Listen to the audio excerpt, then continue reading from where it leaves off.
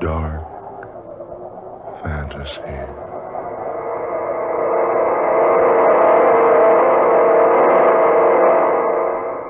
I am the skipper of the Sea Phantom.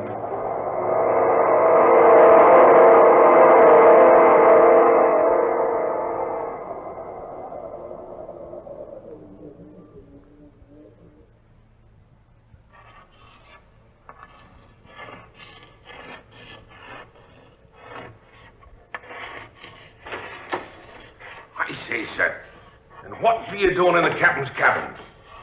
Do you hear me, sir? What be you doing sitting there writing on the captain's slate? Oh, ignoring me, eh? Now look here, you.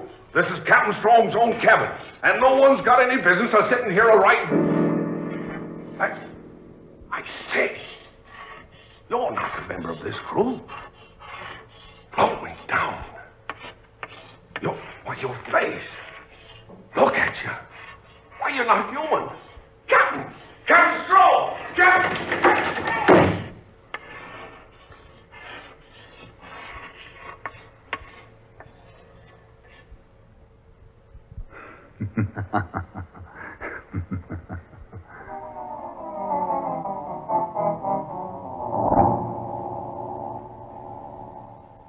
Captain Strong! I say, Captain Strong! Captain Strong, sir! Yes, Isaac. What is it, man?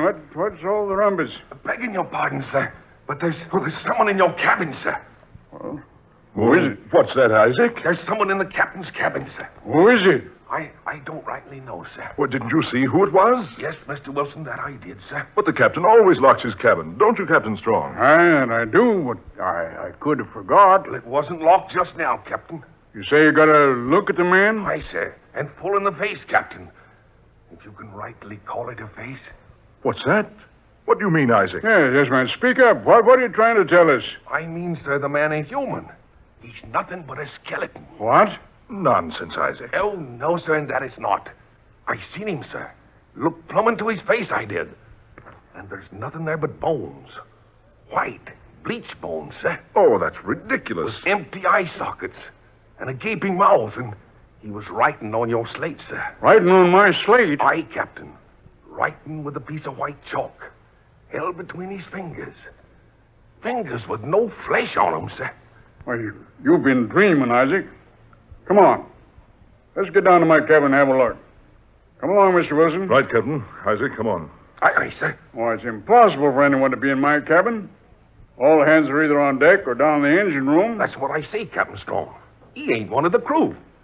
He ain't rightly nobody, sir. Unless you want to call a spirit somebody. Isaac, stop that sort of talk. Oh, but it ain't no sort of talk, sir. Begging your pardon, Mr. Wilson. I seen him with my own eyes. Sitting there, dressed in some sort of getup I ain't never laid eyes on before. He had his back to the door, and he was writing on your slate with a chalk, Captain. I spoke to him, but he didn't pay me no mind. Just kept right on with his writing. Then I got closer to him, and he still didn't look up. So I stooped down and peered into his face, I did. And then I seen he wasn't nothing but a skeleton, sir. Well, if you were a drinking man, Isaac, I'd have you flogged and put in irons. I'm not so sure he hasn't been at the keg, Captain. Begging your pardon, sir. You'll see for yourself soon enough. Here's the hatch. You first, Captain.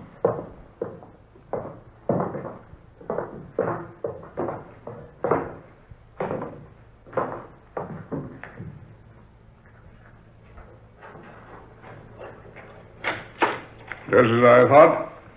Nobody here. Oh, cabin's empty. But I locked this door, Captain, so whoever it was couldn't get out. Well, you must have done that all right. I certainly unlocked it just now. You can see for yourself, Isaac, there's no one in here. No, nobody. And no way out except through that door. I say, Captain, have a look. Yes, Mr. Wilson, what is it? Your slate. There is writing on it. Eh? What's that? Well, here, let me see. Here. There, Captain Strong. You see, sir? That's not your writing, is it? No. No, it isn't my writing. Then one of the men must have been in here and wrote that. No, I don't think so. Because this writing is a style and a type that was used more than 200 years ago. What? Well, let's see. I say. That is strange writing. It's English, all right. Such a peculiar spelling and phrasing. Blimey, I can't read it at all. Isaac, Aye, Captain. now seeing this, I can't help but believe that you saw somebody sitting here in my cabin writing on my slate. But I won't be convinced that it was a skeleton. But I tell you, sir, It was your imagination, Isaac. Oh, no, sir, it wasn't no imagination. I said it was your imagination. You understand? Aye, sir. Now, I don't want you to open your mouth about this to the crew. You hear me? There's some explanation. I'm not going to have you stirring up the crew with this. They're all superstitious enough without that. Aye, sir. Those are orders, Isaac. I'll have you in irons if you breathe a word of this to the men. Aye, sir. That's all, Isaac. Aye, sir.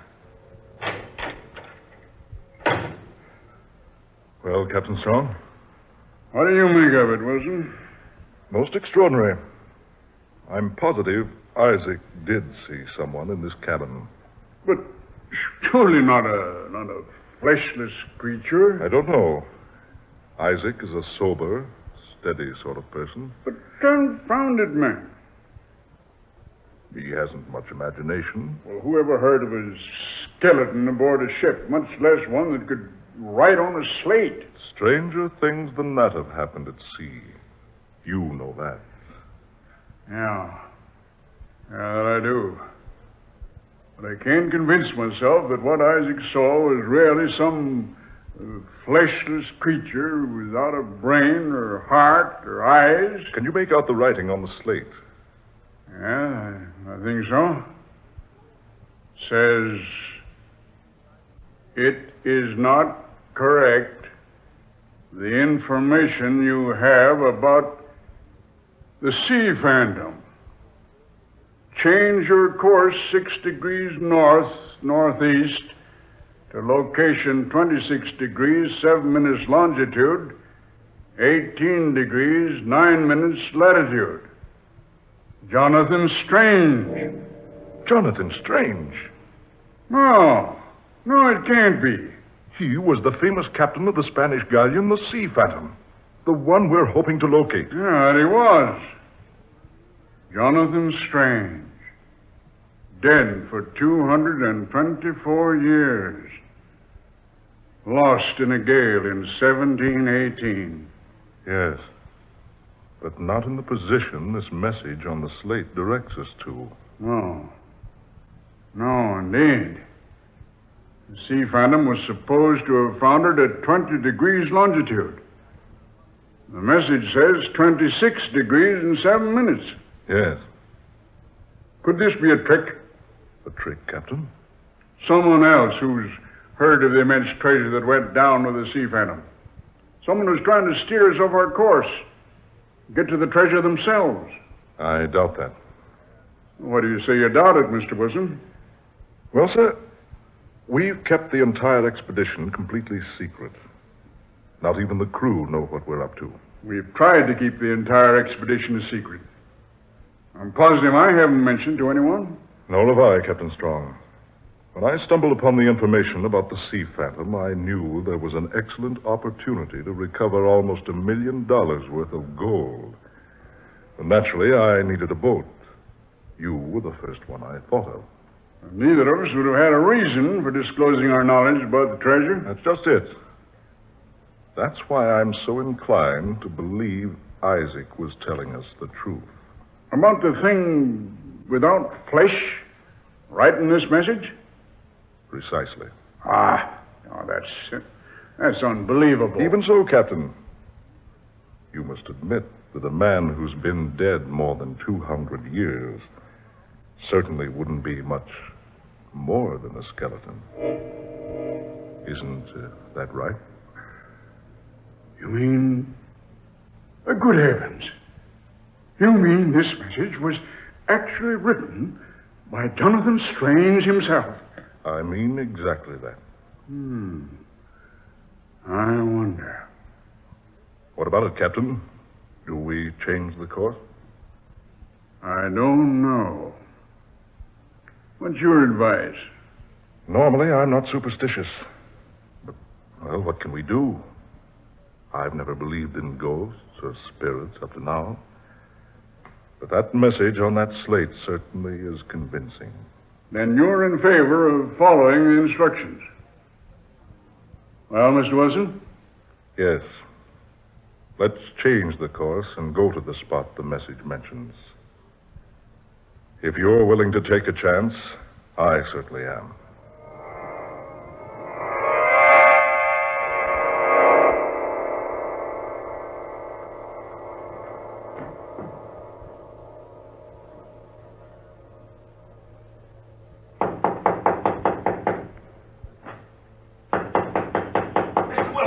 Mr. Wilson, sir.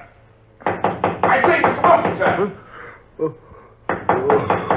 What's the matter? Who's that? Mr. Wilson. Yes, who's there?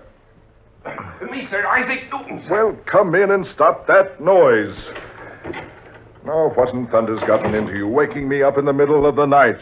What time is it anyway? 8 bells, sir. Midnight. Midnight. A big day ahead tomorrow. Oh, confounded man, what do you want? Well, I'm standing watch alone tonight, sir. Maybe I should have told this to the captain, but I come to you first. Well? I've just sighted a boat to the port side, sir. Well, have you identified her? Oh, no, sir. You see, well, she ain't carrying no lights, sir. No lights? Oh, no, sir. And she's not like any ship I've ever seen, sir. To the port side, you say? Aye, sir. She's riding with full sail. What? Aye, sir. She looks to me like one of those old-time boats you see in pictures. Hand me my boots there, Isaac. I'll come up on deck and have a look.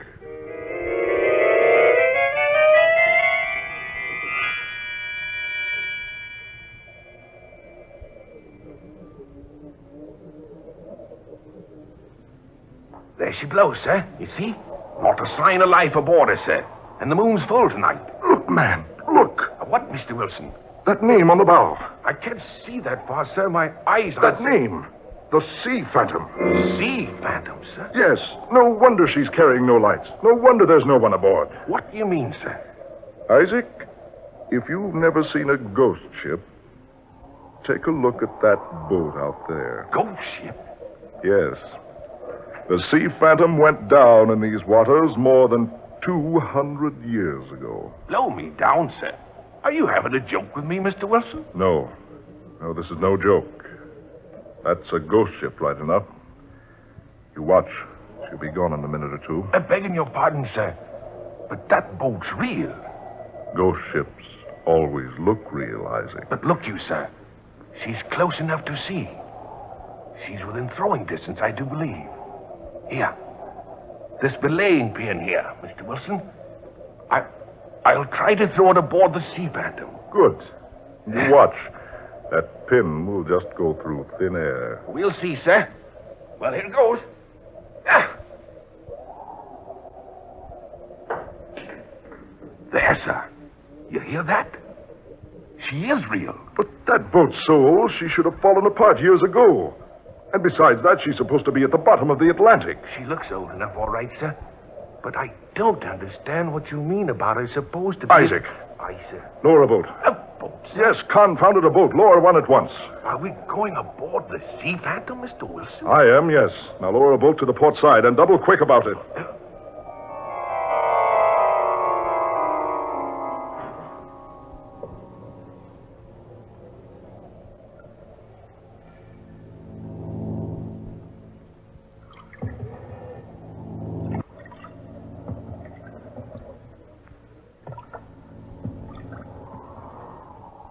Stop rowing now, Isaac. Ease up alongside. Aye, sir. Tie up to that rope hanging there. Right, sir. There. All set, sir. Right. Well, you stay here and watch, Isaac, while I go aboard. If I'm not back in a half hour, come aboard looking for me. Aye, aye, sir. Half an hour, sir. If you're not back by then, sir, I'll come aboard after you. Keep a sharp lookout, Isaac. Let me know if you see anybody aboard. Aye, aye, sir.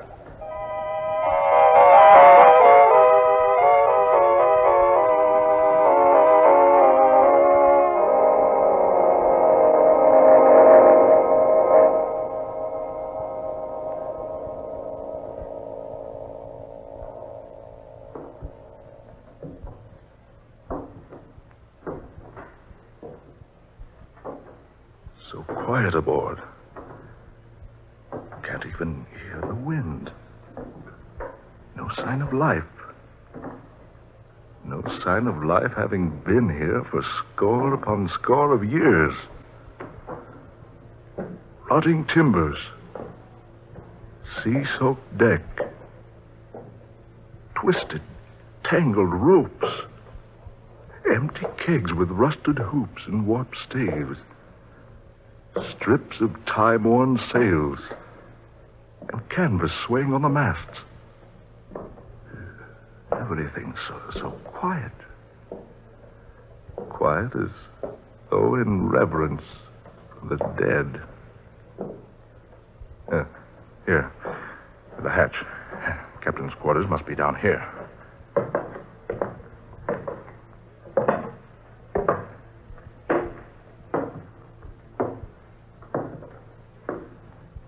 Yes. This must have been his hangout. Let's have a look. A light burning in here. Hey, say, what's that? Oh. Bones. An entire human skeleton slumped here in the corner of the cabin, as though a man had propped himself up there and died. Exactly, my friend. Who's that? Did someone speak? Certainly me. But where are you? Over here. But I don't see you. There's no one in this room but myself. Yourself and that gentleman slumped there in the corner. Who are you? My name is Jonathan Strange. Jonathan Strange. Why, you're the skipper of the Sea Phantom. That I am. Jonathan Strange, captain of the Sea Phantom, sailing with a cargo of gold for the Spanish ruler. But, why, your boat went down in a gale 200 years ago. So history says, yes. But men do not know everything. I don't understand. The Sea Phantom was no victim of a storm at sea. Oh, no, my friend. She was the victim of a cruel and vicious man. I still don't understand. Look here. You see the rusted iron ring there on the floor by your feet? Yes. Take hold of it and pull. The trap door to my cabin. That's it. It may be difficult. Use your strength on it. A little more force now. Now, that's it. There. You see? Gold. Bar upon bar of solid gold. Yes, gold for the King of Spain. And chests of coins and jewels. One day for the Queen. But Jose would have them for his own. He intends to mutiny the crew and steal the treasures that have been entrusted to us. Who's this Jose? Jose Menel, a wicked and cold-hearted fiend. Even now, the crew is waiting for me to leave this cabin. They know they'll never enter here while life is in my body. But surely there's some escape. No, none. They think I remain here to starve to death. They're fools. They do not know that they're about to perish, like the rats they are. What do you mean? Don't you smell the smoke? Listen. You can hear the flames. Yes. Yes, I do. They cannot escape in the boats, because I foresaw this mutiny and put the lifeboats out of commission. But can't you escape? No, of course not. For you to escape, you must make haste, my friend. How? The same way you entered here, of course. Hurry now, my friend, and take this with you. What is it? What are you giving me? You'll see. Hurry now. There's no time to waste. Soon the ship will be one mass of roaring flames, and none of us will be left alive. Can't I take you with me? Can't you make yourself apparent so I can see you and take you along? No, it doesn't matter. But let me warn you.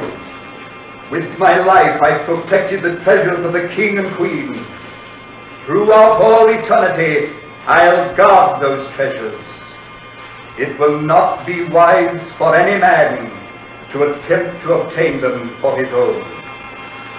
Yes, Jonathan Strange.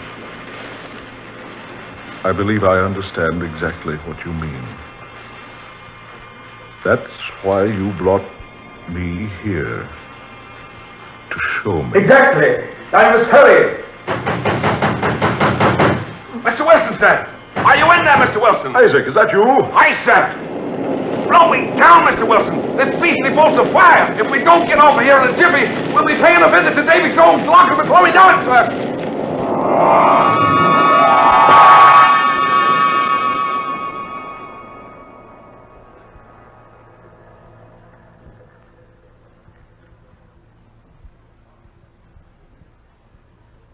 And so, Captain Strong, that's exactly what happened. And I repeat, it was no nightmare. Isaac here can vouch for that. It's the very truth, Captain Strong. Word for word. So help me heaven. And that was fair warning. And whoever attempts to get the treasures of the Sea Phantom is doomed. Aye, sir. Just as those mutineers were doomed 200 years ago, sir. It's odd. Very odd. I'm amazed you or the others of the crew weren't awakened by the sound of the fire. No? None of us heard a sound. The men don't even know about it now.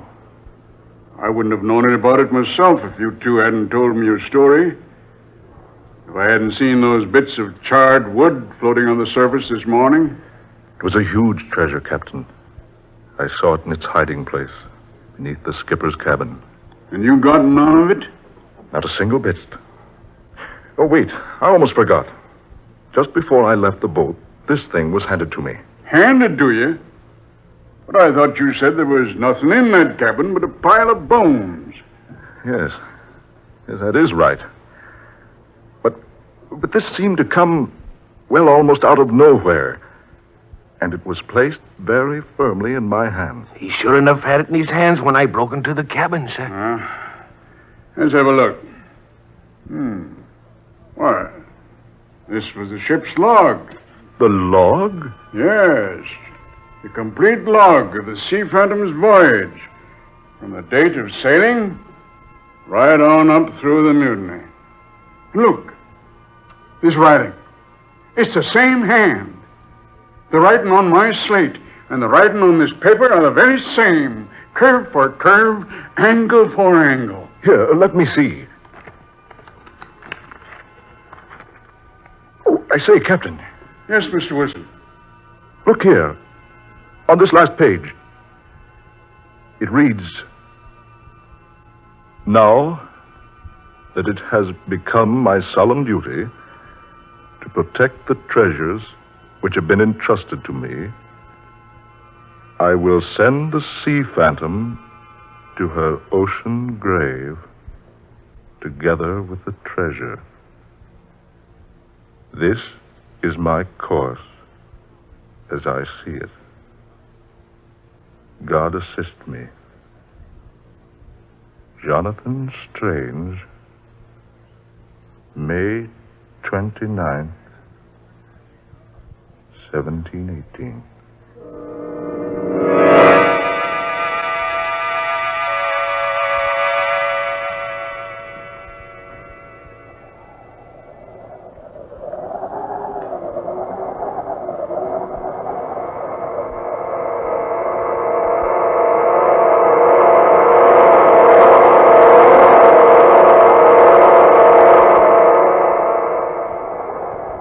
Dark fantasy.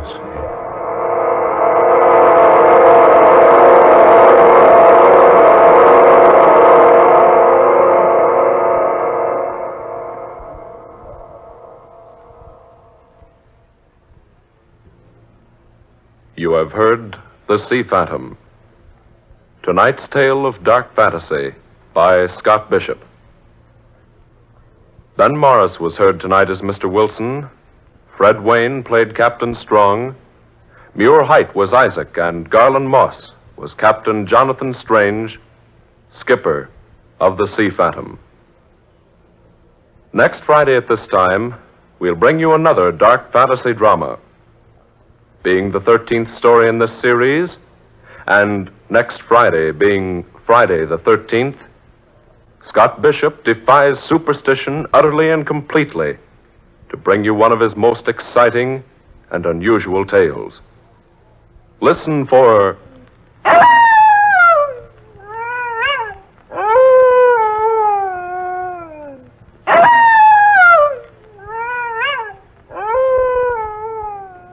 W is for werewolf. A weird adventure laid upon a sunny tropical island where all seems peaceful and serene, but where a grim and vicious destiny festers slowly into breathtaking, unbelievable reality. Dark Fantasy originates each Friday night in the WKY studios, Oklahoma City.